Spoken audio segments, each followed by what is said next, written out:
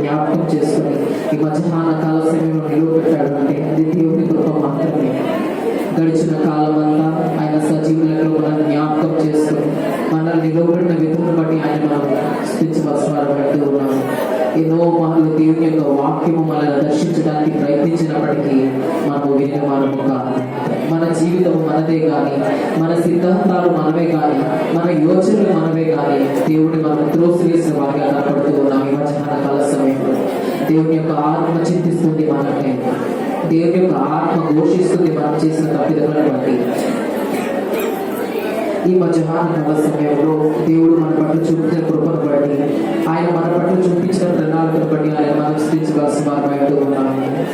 మహాకనికరం కలిగిన గొప్ప దేవ, గడిచిన కాలం అంతా సజీవులకు నన్ను మమ్మల్ని జ్ఞాపకం చేస్తున్న విధానాన్ని బట్టి మీకు స్తోత్రాలు తండ్రి.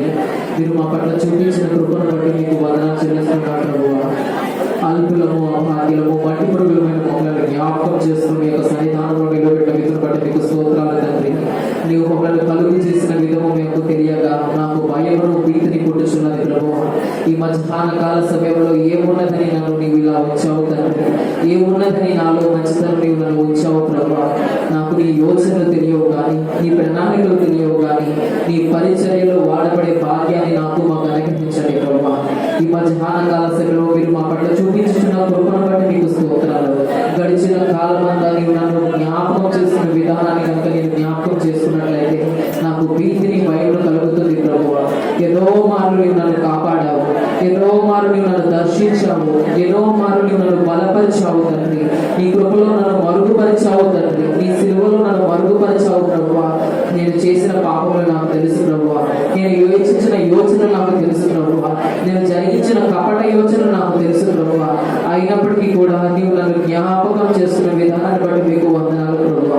ఏమిచ్చి నేను రుణాన్ని తీర్చుకోగలను ప్రభువా, ఏమిచ్చి నీ రుణాన్ని నేను తీర్చుకోగలను ప్రభువా. ఈ మధ్యాహ్న కాల సమయంలో మీరు మాకు ఇచ్చిన ఔన్నత్యమును బట్టి మీకు స్తోత్రాలు ప్రభువా. దర్శించండి, దర్శించండి ప్రభువా. నాలో ఉన్న అవివేకాన్ని తీసివేయండి, మూర్ఖత్వాన్ని తీసివేయండి, బలహీనతను తీసివేయండి ప్రభువా. పరిశుద్ధతతో నన్ను నింపండి, పవిత్రపరచండి, నా ఆలోచనలు సరిచేయండి, నా నడకలను సరిచేయండి, నా పడకలను శుద్ధిపరచండి ప్రభువా. నా యోచనలు పవిత్రమైనవిగాను ఆయాసకరంగా ఉండడానికి సహాయం దయచేయండి. నాలో ఉన్న ఆయాసకరమైన జీవితాన్ని తీసివేయండి ప్రభువా. మీ కొరకు నమ్మకమైన జీవితాన్ని జీవించే భాగ్యాన్ని దయచేయండి. తిరిగి తీసుకువచ్చిన బిడ్డలకై మీకు స్తోత్రాలు ప్రభువా. రావాల్సిన బిడ్డల సకాలంలో నడిపించండి. మీరు మా పట్ల చేయించున్న కార్యములను బట్టి మీకు స్తోత్రాలు, జరిగించిన కార్యములను బట్టి మీకు వందనాలు ప్రభువా. జరిగించిన అద్భుతములను బట్టి మీకు స్తోత్రాలు ప్రభువా. ఈ కొద్ది మందిగా కూడి మిమ్మల్ని ఆరాధించే భాగ్యాన్ని అనుగ్రహించిన విధం బట్టి మీకు స్తోత్రాలు ప్రభువా. ముఖ్యంగా సజీవులకు నన్ను జ్ఞాపకం చేస్తున్న విధానాన్ని బట్టి మీకు స్తోత్రాలు ప్రభువా. గడిచిన వారం అంతా నీవు నా పట్ల చూపించిన కృపను బట్టి నీకు స్తోత్రాలు ప్రభువా. నీవు ఇచ్చిన ఆరోగ్యం బట్టి నీకు స్తోత్రాలు, నీవు ఇచ్చిన ఈవులను బట్టి నీకు స్తోత్రాలు ప్రభువా. కష్టపడే తత్వము నువ్వు కలిగించిన విధానాన్ని బట్టి నీకు స్తోత్రాలు ప్రభువా. నా చేతి నిండా పనినిచ్చావు ప్రభువా, నా నోటి నిండా సంతోషం ఇచ్చావు ప్రభువా, నా మనసులో సమాధానాన్ని ఇచ్చావు ప్రభువా. అందుని బట్టి నీకు స్తోత్రాలు ప్రభువా. వచ్చిన బిడ్డలకై స్తోత్రములు, తిరిగి రావాల్సిన బిడ్డల సకాలంలో నడిపించండి ప్రభువా. వాక్యం చెప్పవచ్చని దైవజనాన్ని జ్ఞాపకం చేసుకున్నాడు. మీ నోటి గోడుగా వాడుకోండి ప్రభువా. ప్రతి ఒక్క విషయంలో మహిమా ఘనత మీకే ఆపాదిస్తున్నాము తండ్రి. తిరిగి రావాల్సిన సకాలంలో నడిపించండి ప్రభువా. యావత్ ప్రపంచంగా మీరు జరిగించిన ఆరాధనకే మీకు స్తోత్రాలు, జరిగించిన ఆరాధనకే మీకు వందనాలు తండ్రి. సహవాసాన్ని జ్ఞాపకం చేసుకోండి, సంఘ బిడ్డలను జ్ఞాపకం చేసుకోండి ప్రభువా. ప్రతి విషయంలో మీ సరళత మాకు దయచేయండి. వినిన వాక్యం వృధంగా పోనీక, వినిన వాక్యమును మా మనసులోని కలప మీద రాసుకుని సరిదిద్దుకునే భాగ్యం మాకు దయచేయండి. సంఘం ఎదుటను, సమాజం ఎదుటను, ఎటువంటి పరిస్థితి అయినను మేము చేసిన ప్రమాణాలను మేము వల్లక ఎన్నో అంటిపెట్టుకునే జీవితాలు మాకు దయచేయండి ప్రభావ. తిరుగుబాటుతనాన్ని తీసివేయండి, మెత్తని మాంసపుడుని దయచేయండి ప్రభావ. పవిత్రతతో దర్శించండి, యథార్థతతో మమ్మల్ని నింపండి, నీతితో మా నడకలను సరాలను చేయండి ప్రభావ. తిరిగి ఈ మధ్యాహ్న కాల సమయం తీసుకొచ్చిన బిడ్డలకై మీకు స్తోత్రాలు. మీరు చేసిన కార్యాలను బట్టి మీకు వందనాలు ప్రభావ. మరొకసారి చెల్లిస్తున్నాం ప్రభావ. యవనస్తులకై మీకు స్తోత్రాలు, వృద్ధులకై మీకు స్తోత్రాలు, బాలులకై మీకు స్తోత్రాలు, సండే స్కూల్ బిడ్డలకై మీకు స్తోత్రాలు ప్రభావ. సంఘ పెద్దలకై మీకు స్తోత్రాలు ప్రభావ. సేవ సమయంకై మీకు వందనాలు ప్రభావ. పురుషుల సమయంకై మీకు వందనాలు తండ్రి. మీరు ఇచ్చిన సమస్త ఆయుధాలకు మీకు వందనాలు ప్రభావ. మీరు ఇచ్చిన ఈ మందిరాన్ని బట్టి మీకు వందనాలు. త్వరలో బాల్కనీతో కూడుకున్న మందిరాన్ని ఇవ్వబోతున్నందుకు మీకు వందనాలు చెల్లిస్తున్నాం ప్రభావ. మీరు చూపించిన ప్రతి ఒక్క విషయాలకే మీకు వందనాలు చెల్లిస్తాం. ఈ ప్రకారం జరిగినట్లు ఏదో అతి పరిశుద్ధ నామమున అతి మిక్కిలి వినయముతో ప్రతిలాడి అడిగి వేడుకొంచున్నాము తండ్రి. ఆమేన్. తిరిగి మంచిదమ్మా కూర్చున్నాండి. ఈ మధ్యాహ్న కాల సమయంలో దేవుని యొక్క వాక్యాన్ని వినడానికి ఇప్పుడు వచ్చిన మీ అందరికీ మన ప్రభువును ప్రియ రక్షకుడైన యేసు అతి పరిశుద్ధ నామమున శుభాకాంక్షలు తెలియజేస్తున్నాను. మీ అందరికీ వందనాలమ్మా. గడిచిన కాలం అంతా దేవుని యొక్క సజీవులలో మనల్ని జ్ఞాపకం చేస్తున్న విధానాన్ని బట్టి మనం సమర్పిస్తూ ఉన్నాం. రోజులు దగ్గర పడుతున్నాయి. దేవుని యొక్క రాకడ వస్తుంది అనడానికి సూచనలు కూడా నెరవేరుతున్నాయి. ఇకనైనా మన మనసులు మార్చుకుందాం. ఎవరైనా బాప్తీసం తీసుకోవాల్సిన వాళ్ళు ఉంటే మీ మనసుని సిద్ధపాటు చేసుకోనండి. తీసుకున్న వారు మీరు చేసిన తీర్మానాల వల్ల దేవుడి కొరకు నమ్మకంగా జీవించండి. మంచిది. ఈ సమయంలో దైవజనులు ఆశీర్వాదమయ్య గారు దేవుని యొక్క వాక్యోపదేశాన్ని చేస్తారు. కొద్దిసేపు ఎటువంటి అజాగ్రత్తకు లోనవ్వకుండా కొద్దిసేపు విన్న వాక్యాన్ని మన మనసులో భద్రపరచుకొని మన జీవితాన్ని సరిదిద్దుకుందాం. అటు కృపను దేవుడు మనకు అనుగ్రహించుగాక. ఆమేన్.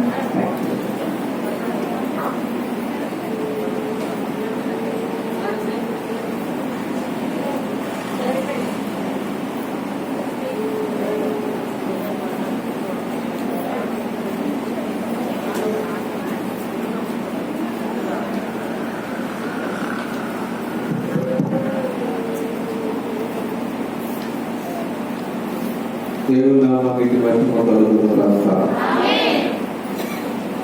దేవుని మహాదయను బట్టి ప్రభు మరొక ఆరాధనలోనికి మనల్ని నడిపించాడు.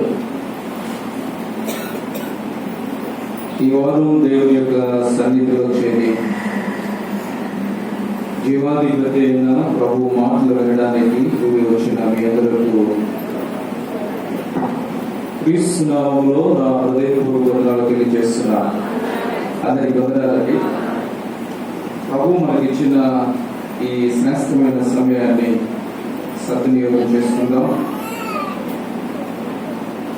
మీకు అనౌన్స్ చేసినట్టుగానే ఏప్రిల్ 15, 16, 17 తేదీలలో మన గ్రామంలో క్రీస్తు శాంతి సందేశాలు జరగాలని ప్రార్థిస్తున్నాం. పోయిన సంవత్సరం కరోనా చేత అవి క్యాన్సిల్ చేయబడ్డాయి. ఈ సంవత్సరం ఏ ఆటంకం లేకుండా గ్రామానికి సంఘానికి మరొక పర్యాయం సువార్త అందించడానికి సభలు జయకరంగా జరిగేటట్లు ప్రార్థించండి. బాప్తిసం తీసుకోవాలనే ప్రేరణ కలిగిన వారు దయచేసి వాయిదా వేయవద్దు. మనస్సును వాయిదా వేయకండి. దినము చెడ్డవి కనుక సమయమును పోనీ యొక్క సద్వినియోగం చేసుకున్నాం. అజ్ఞానుల వలె కాక జ్ఞానుల వలె. దేవుని విషయంలో జ్ఞానం అవసరం.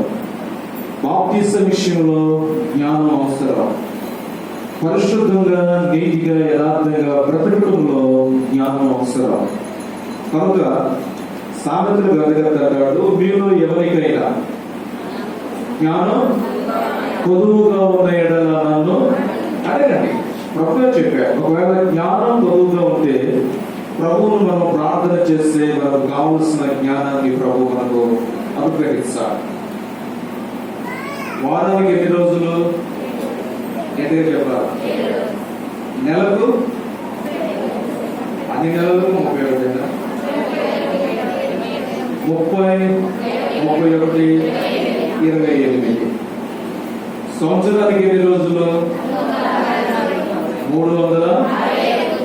లీవ్ సంవత్సరం అయితే 66. 4 సంవత్సరాలకు ఒకసారి ఫిబ్రవరి నెలలో 29 రోజులు వస్తాయి. 4 సంవత్సరాలకు ఒకసారి 29 రోజులు వస్తాయి. అప్పుడు లీవ్ సంవత్సరం వస్తుంది.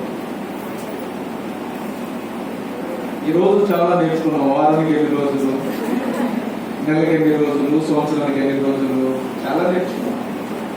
విచిత్రం ఏంటంటే ప్రతి రోజుకు ఒక ప్రత్యేకత ఉంది. ప్రతి రోజుకు ఒక ప్రత్యేకత ఉంది. నిన్నటి రోజుకు ఒక ప్రత్యేకత ఉంది. ఏంటో చెప్పగలరా? గట్టిగా. బర్డ్స్ డే, పక్షుల డే అంటే అదేంటో నాకు అర్థం కాదు. ఏడే పక్షుల డే అంట. లవర్స్ డే ఉంది, ఫాదర్స్ డే ఉంది, మదర్స్ డే ఉంది, చిల్డ్రన్స్ డే ఉంది, డెత్ డే ఉంది, బర్త్ డే ఉంది, ఆఖరికి ఏమొచ్చేసింది బర్డ్స్ డే, పక్షుల డే కూడా వచ్చేసింది. నాకు విచిత్రం ఏంటంటే అన్ని రోజులకు అన్ని డేలు ఉన్నాయి. మరి దేవుడి డే ఏది? దేవుడి డే ఏదండి? ప్రత్యేకించబడే రోజు ఏమైనా ఉందా దేవునికి? అన్ని డేలు అన్నిటికీ ఉన్నాయి, కానీ దేవుడి డేకి ఏ రోజు అంటే దాని అర్థం ఏంటంటే అన్ని డేలు ఎవరి డేలు? దేవుడి రోజు. అన్ని రోజులు దేవుడి రోజు. ఆయన కృపలేని క్షణం ఎవరు ఈ లోకంలో బ్రతకలేరు. నేను పేపర్ చదువుతూ ఉంటే ఈ పక్షుల డేను గురించి రాసుకొస్తూ ఒక పక్షుల గురించి చెప్పారు. ఏంటది? ఎక్కడ చదివారా? సాక్షి పత్రికలో పిచ్చుకల గురించి రాసుకొచ్చారు. దేని గురించి? పిచ్చుక తన జీవన శైలి, దాని విధానం, అదే తింటుంది, ఎట్లా జీవిస్తుంది, అది ఎన్ని సంవత్సరాలు బ్రతుకుతుంది. పక్షి పిచ్చుక ఎన్ని సంవత్సరాలు బ్రతుకుతుందో నాకు తెలియాలనేటి వారు. అది 3 సంవత్సరాలు మాత్రమే బ్రతుకుతున్నారు. ఎన్ని సంవత్సరాలు? 3 సంవత్సరాలు. ఈ 3 సంవత్సరాలలో పిచ్చుక ఎంత తుర్రున ఎగిరెళ్ళిపోతుందో, ఎంత స్పీడో దానికి. స్పీడ్ గా నడిచి ఉంటారు. ఏంటో పిచ్చుకలాగా చాలా తొందరగా నడుస్తున్నా ఉంటారు. పిచ్చుక చాలా చురుకైనది. అది బద్ధకంగా ఉన్న దినాలు తన జీవితాలలో ఒక్కటి ఉండవట. 3 సంవత్సరాలు బ్రతుకుతుంది. బ్రతికిన 3 సంవత్సరాలు చాలా చురుకుగా బ్రతుకుతుంది. నేను వాస్తవంగా వేరే ప్రసంగం సిద్ధపడుతూ ఉన్నప్పుడు ఈ వార్తాపత్రిక చదివేటప్పటికి నా ప్రసంగ శైలి మారిపోయింది, నా ప్రసంగ విషయం మారిపోయింది. ఈ పిచ్చుకల గురించి ప్రపంచడే వల్ల కేవలం ఆంధ్రకు ఇండియాకు కాదండి. ఆ పక్షుల డే ప్రపంచవ్యాప్తంగా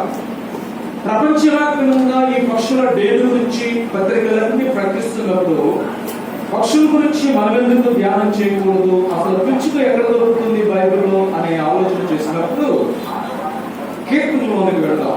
84వ కీర్తన మనం ఆల్రెడీ ఒకసారి జ్ఞాపకం చేసుకున్నాం, కానీ సందర్భాన్ని బట్టి మరొక పర్యాయం.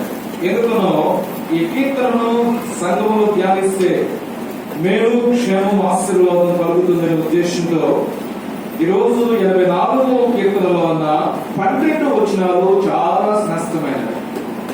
అవి వచనం వెంబడి వచనాన్ని మనం జ్ఞాపకం చేసుకుందాం.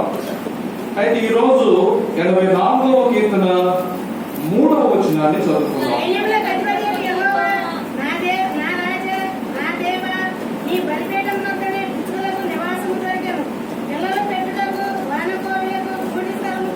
చాలండి.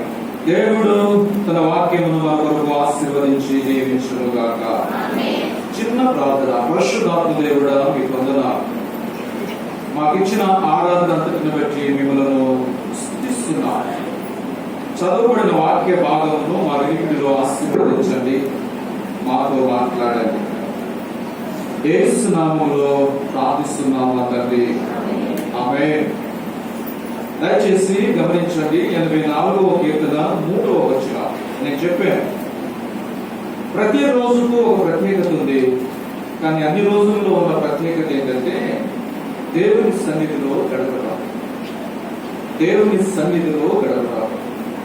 అందుకనే 10వ వచనాన్ని ఒకసారి మళ్ళా చదువుతాం. 84:10. నీ ఆవరణములో ఒక దినము గడుపుతారు 1000 దినముల కంటే శ్రేష్ట. 10 దినముల గుడారములో నివసించుట కంటే నా దేవుని మందిర ద్వారముల వద్ద నుండుట నాకు ఇష్టము. ఆసాపు లేక కోరహు కుమారులు ఈ కీర్తన రాసినట్లు బైబిల్ గ్రంథంలో మనం చూస్తాం. కోరహు కుమారుడు. 84వ కీర్తన ప్రత్యేకత ఏంటంటే మందిరముల గురించి, నమ్మకముల గురించి, బలముల గురించి, పక్షుల గురించి, దేవుని యొక్క ఘనమైన కార్యముల గురించి ఈ కీర్తనకారుడు చాలా స్పష్టంగా రాసుకుంటూ వచ్చారు.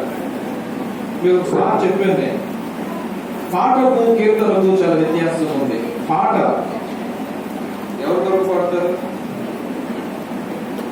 ఏమా పాట ఎవరి కొరకు పాడాలి? ఒకటోసారి మా అబ్బాయి 500, రెండోసారి మా అమ్మాయి 1000 రూపాయలు. దేవుని కొరకు పాడాలి. ఎవరి కొరకు పాట? ఎవరు? మనుషుల కొరకు పాడేవి పాటలు. సినిమా పాటలు అంటారు కానీ సినిమా కీర్తనలు అన్నారు అంటారా? సినిమా పాటలు. సినిమాలో ఏ పాటలు కనపడతాయి మనకు? హీరో హీరోయిన్ కొరకు, హీరోయిన్ హీరో కొరకు పాడే పాటలు కనపడతాయి. ఒకరి కొరకు ఒకరు పాడేది పాట. హీరోను మెచ్చుకుంటూ హీరోయిన్ పాడుతుంది, హీరోయిన్ మెచ్చుకుంటూ హీరో పాడతాడు. మనుషులు ఒకరి కొరకు ఒకరు పాడేవి పాటలు. మరి కీర్తనలు ఎవరి కొరకు పాడేవి? మనుషులు దేవుని కొరకు పాడేవి కీర్తనలు. అర్థమవుతుందా? మనుషులు దేవుని కొరకు పాడేవి కీర్తనలు. కీర్తన అనగానే 3 ఉండాలి: రాగం, తాళం, పల్లవి. మెయిన్ రాగం. కొంతమంది పాటలకు రాగం ఉండదు. వాళ్ళు ఏం పాడతారో వాళ్ళకి అర్థం కాదు. అసలు రాగం అనేదే ఉండదు. అన్ని వచనాలు ఒకే ట్యూన్ లో ఉంటాయి. వాళ్ళకి రాగం తెలియదు కానీ పాటలు కట్టేస్తారు. రాగం. రెండవది తాళం. మనం పాడేటప్పుడు తాళం అనుసరించాలి. డబ్బులు ఆగిపోతాయి, తబలాలు ఆగిపోతాయి, గ్యాసులు ఆగిపోతాయి, కానీ పాడే ఇతను మాత్రం ఆగదు. ఎందుకంటే ఇతని యొక్క పాట ఏ తాళంలో కూడా కలవదు. మూడవది పల్లవి. పల్లవి అంటే పాటకు ఆయువు పట్టు. పల్లవి అంటే పాటకు ఆయువు పట్టు. ఆ పాట యొక్క భావం పల్లవిలోనే కనిపిస్తుంది. ఫర్ ఎగ్జాంపుల్, ప్రార్థన వినేటి భావనలో పాడతాం. ఆ తర్వాత వచ్చిన ఒకటి మళ్ళీ ఎక్కడికి చేస్తాం? మళ్ళీ ప్రార్థన వినండి బాగుడా. అంటే ఆ ప్రార్థన పల్లవిలో కనిపిస్తుంది. మిగిలిన వచనాలన్నింటినీ అనుసరిస్తూ ఆ వచనము ముగిపోగానే మళ్ళీ ఎక్కడికి వచ్చేస్తున్నామంటే పల్లవిలోకి వచ్చేస్తున్నాం. ఈ 3 పాటలు చాలా ప్రాముఖ్యం. నేను అంటాను, అందరూ పాడాలి. సంఘంలో ఉన్న అందరూ పాడాలి. కానీ ఎట్లా పాడాలంటే బాగా పాడాలి. ఎట్లా పాడాలి? బాగా పాడాలి.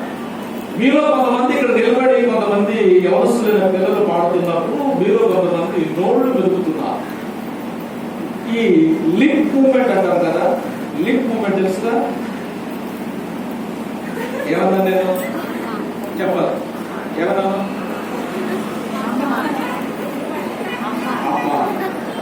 నా స్వరం మీకు వినపడలా, కానీ నా లిప్ మూమెంట్ బట్టి నేనేం మాట్లాడుతున్నానో మీకు తెలుస్తుంది.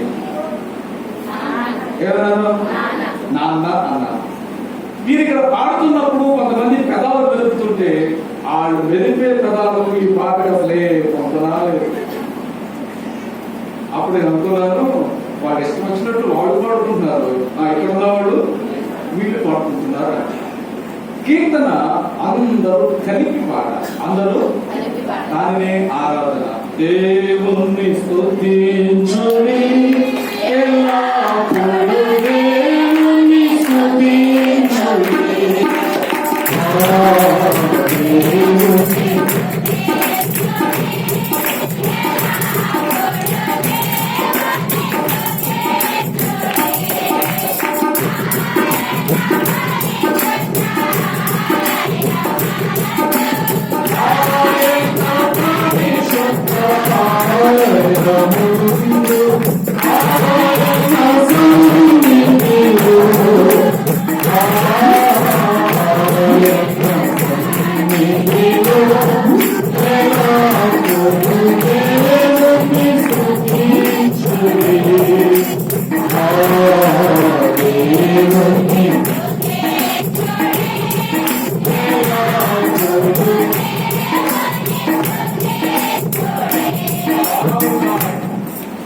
స్తుతిస్తే చింతలన్నీ పోతాయంట. దేవుని మందిరంలోకి వచ్చి కూడా ఉసూరు మంది కూర్చుంటే వస్తాయండి.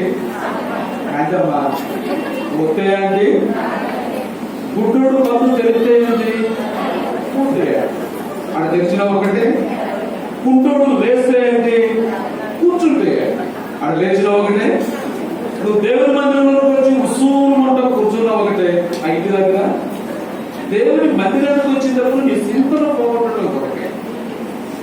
నీ మనోవేదన, నీ ఆవేదన, నీ బాధలు, నీ రోగాలు, నీ రుగ్మతలు, నీ ఒంటరితనము, వీటన్నిటిని పోగొట్టడం కొరకే దేవుడిని ఎక్కడ తీసుకొచ్చాడంటే, ఎక్కడ తీసుకొచ్చాడు?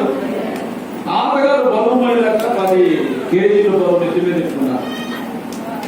నారాయణుడు బండి ఎక్కించుకున్నాడు అంట. బండి ఎక్కించుకుని అసలు తాత ఏం చేస్తాడో చూద్దామంటే ఆ 10 కేజీల బరువు 10 ఎకరాలు తాతగారు నెత్తి మీదే ఉన్నాడు. అప్పుడు అన్నాడంట, తాత నువ్వు నడుస్తూ మొయ్యలేకపోతున్నావు, నేను బండి ఎక్కించుకుంటే మళ్ళా నీ బరువు ఎక్కడ పెట్టుకున్నావు? నీవు నెత్తి మీదే పెట్టుకున్నా. అప్పుడు తాత అంటాడంట, నన్నైతే నీ బండి మోతుంది కానీ నా బరువులు కూడా మోస్తుందా అన్నాడు. మరి ఎవరు మోతున్నారు? నీ బాధ నువ్వే పడుతున్నప్పుడు, నీ చింత నువ్వే అనుభవిస్తున్నప్పుడు, నీ సమస్యలలో నీవే ఉన్నప్పుడు, నీవు ఏమంటే ఒంటరితనంగా ఫీల్ అవుతున్నప్పుడు దేవునికి అవకాశం ఇవ్వకుండా బరువంతా నేనే మోతానంటే నువ్వు మందిరంలోనికి రావాల్సిన అవసరం. ఎక్కడ ఉండొచ్చు? మందిరంలోనికి ప్రభు నిన్ను తీసుకుని వచ్చింది నీ బాధలు తీసివేయడానికి, నీ మనోవేదనలు తీసివేయడానికి, నీ దుఃఖమును తీసివేయడానికి, నీ కన్నీటిని తుడవడానికి, ఆనందమును, సంతోషమును, సమాధానమును నీకు అనుగ్రహించిన.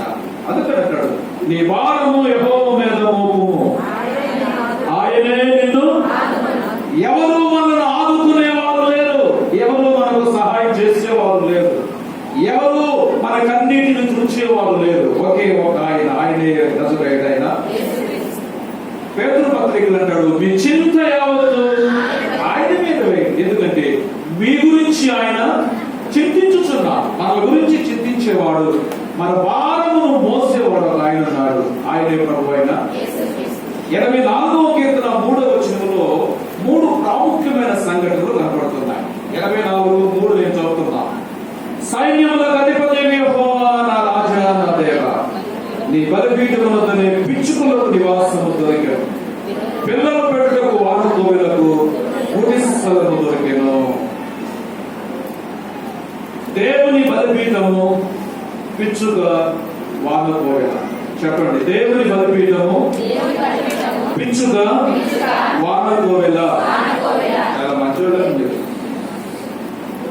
చెప్పినట్టు చేస్తున్నా. మన రావుల పల్లె, రావుల పల్లె ఇంచుమించు తాడేపల్లి గుడి దగ్గర అది మీటింగ్కి వెళ్తే చాలా మంది పిల్లలు వచ్చారు.